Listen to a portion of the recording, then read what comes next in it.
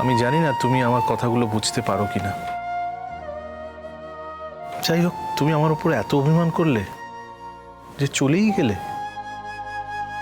আর এরকম করবে না। এবার থেকে যা কিছু করবে সব আমার কাছে থেকে, ঠিক আছে? আজ আমি এইখানে, এই তোমার বাড়িতে দাঁড়িয়ে সবার সামনে অনুমতি চাইছি।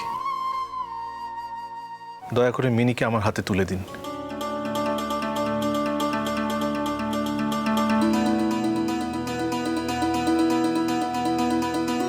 দেখো দেবমাল্য, আজকে এরকম একটা ঘটনা ঘটেছে বলে বলছো কি? না দিদা, দেবমাল্যদা কিন্তু সে কারণে বলছে না।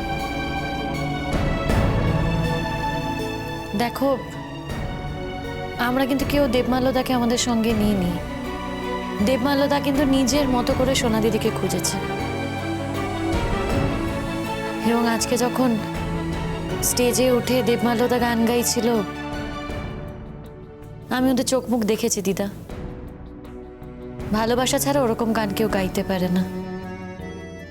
আর সোনা দিদিও দেবমাল্য দাদাকে জড়িয়ে ধরে খুব কাঁদছিল, জানো তো, ভালোবাসে বলেই কাঁদছিল।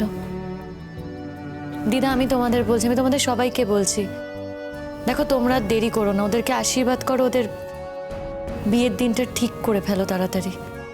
মিনিমা, তুই আমাদের ছেড়ে চলে যাবি মা? কেন? মেয়ে বড় হলে শ্বশুর বাড়ি যায় না বুঝি? হ্যাঁ, সংসার করে না বুঝি? ওই যে অমিতকা, বল। ওই যে চড়ুই, হ্যাঁ। আমাদের চড়ুইকে তুমি বিয়ে দাওনি? হ্যাঁ, ও তো শ্বশুর বাড়ি গেছে বলো। হ্যাঁ, তারপর ফুলঝুরিরও তো বিয়ে হয়েছে। হ্যাঁ, গেছে। সে এখন লালনটা পড়তে ছেলে হয়ে গেছে। না, আমার ফুলঝুরিটার সাথে সম্পর্ক রাখে না। হ্যাঁ, পড়তে ছেলে হয়ে গেছে একেবারে। কি হয়েছে? বলছি মেজকা বলছি। ও বাবা, জানো আজকে কি হয়েছে? ওই যে ফাংশনে লালন গেছিল তো। হ্যাঁ, লালন গেছিল, ওই মেয়েটাকে নিয়ে গেছিল। তিতিকে নিয়ে গেছিল তো। হ্যাঁ, তিতিকে নিয়ে গেছিল। হ্যাঁ, আমি যদি হতাম না, দেখিয়ে দিতাম। এই ফুলঝুরি শোন, শোন, আমার একটু মাস্টারমশাই যদি এরকমটা করতো না, যে একটা ফাংশনে গিয়ে সেখানে আমার সাথে কথা না বলে অন্য একটা মেয়ের সাথে কথা বলতো, আমার দিকে তাকাতোই না, তার দিকে তাকিয়ে বসে থাকতো, তাকেই ভালোবাসতো, তাহলে আমি তার চুলের মুঠি ধরে নাড়িয়ে দিতাম একেবারে। এই যে শোনো, তাহলে কিন্তু আমি তাকে মেরে শেষ করে দিতাম চুলের মুঠি ধরে। আমার কথাটা শোনো না গো, আমি সত্যি এসব কথা বলতে চাই না, আমি শুনতেও চাই না। আচ্ছা ফুলঝুরি, দেখো মিনিদি তো অত আইনের নিয়ম কানুন কিছু বোঝে না, তাই না? যেটা মনে হয় সেটাই তো বলে। তুমি তো জানো ফুলঝুরি, আমরা জানি তুমি থাকলে তুমি এই কাজটাই করতে। তবে লালনেরও এটাই প্রাপ্য।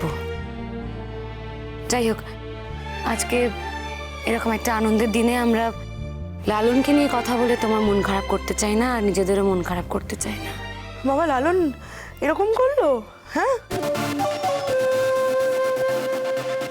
কি অদ্ভুত ছেলে না বাবা, কি খারাপ মানুষ। আমার মেয়েটা তো চড়ুই বেঁচে গেল, প্রাণে বেঁচে গেছে চড়ুই। বাবা ফুলঝুরি, তুইও প্রাণে বেঁচে গেছিস। যা হয়েছে ভালো হয়েছে, খুব ভালো হয়েছে।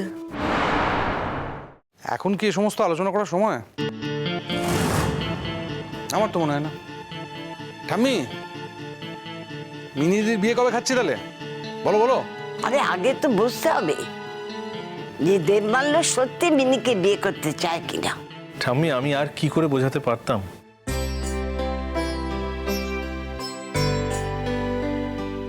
আমার একটা কাজ দেখে আপনারা আমাকে জাজ করেছেন, অথচ আমার এই কাজটার পেছনে কি উদ্দেশ্য ছিল সেটা আমি কাউকেই বোঝাতে পারলাম না, কাউকেই না। ঠিক আছে, এবার ও আমার কাছে আসুক, ও আসার পরই যা কাজ হওয়ার সেটা হবে, তার আগে নয়। আমি আমার বাড়িতে জানাচ্ছি, আপনারা বিয়ের দিন ঠিক করুন। দেখো দেবমাল্য, বিয়েটা করার আগে তুমি কিন্তু সবকিছু ভালো করে চিন্তা ভাবনা করে নাও। বিয়ের পর যদি তুমি আমার মেয়েকে আমাদের কাছে দিয়ে যাও, তখন কিন্তু আমরা আর মানবো না। দেখো, তুমি অনেক রকম করে চেষ্টা করেছো, এখন করেও যাচ্ছ, সেটা আমরা সকলেই জানি। কিন্তু তার মানে এই নয় যে তোমাকে মিনি দিদিকে বিয়ে করতেই হবে এইটা বলে আমরা জোর করবো। আচ্ছা, তোমরা আমাকে কেন এত ভুল বুঝছো বলো তো? দেবমাল্য, আমি কি বলি, তুমি তো জানো তুমি কি চেয়েছো, তোমার মন জানে তুমি কি চেয়েছো, আর সব থেকে বড় কথা মিনি দিদিও জানে তুমি কি চাইছো। তাই আর কিচ্ছু নিয়ে ভেবো না,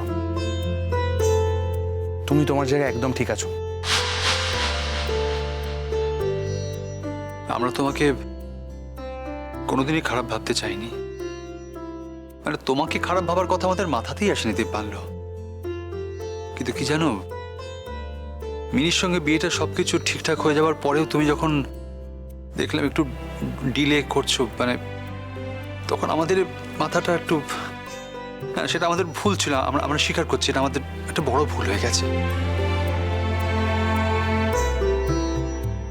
না, আজ আর আমরা কোনো ভুল নিয়ে কথা বলবো না।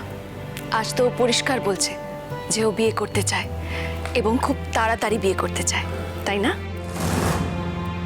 মিনিকে আমি ভালোবাসি, সেটা ঠিক কতটা আমি কাউকে বোঝাতে পারবো না, আর আমি বোঝাতে চাইও না।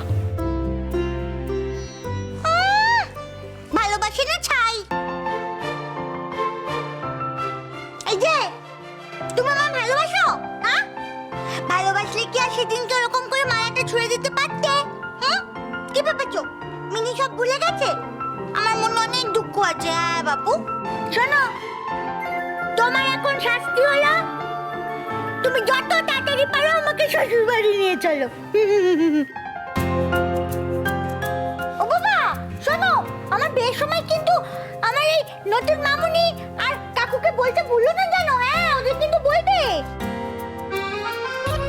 এটা আমার কোনো বলার কথা মিনি, ওনাদের তো আসতেই হবে,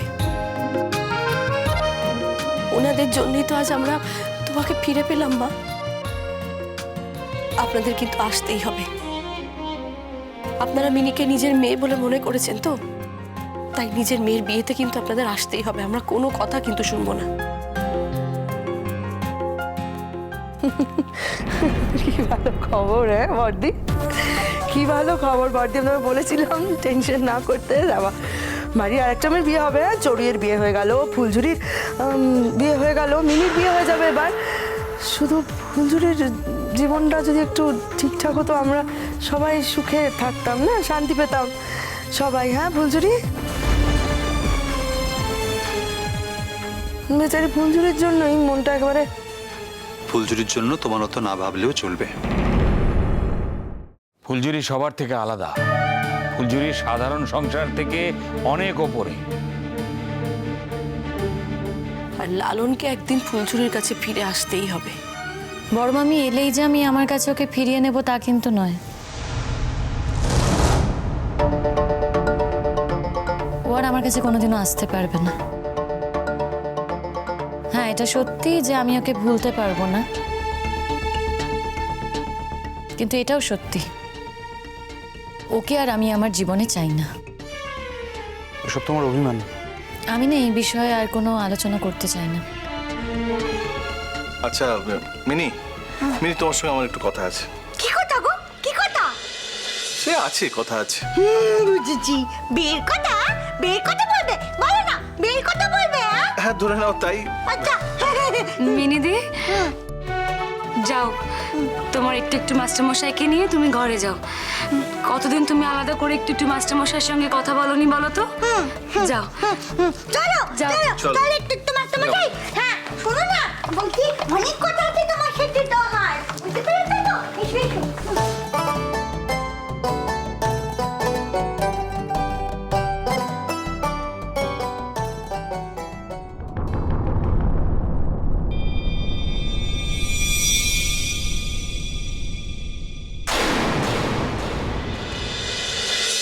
কোনা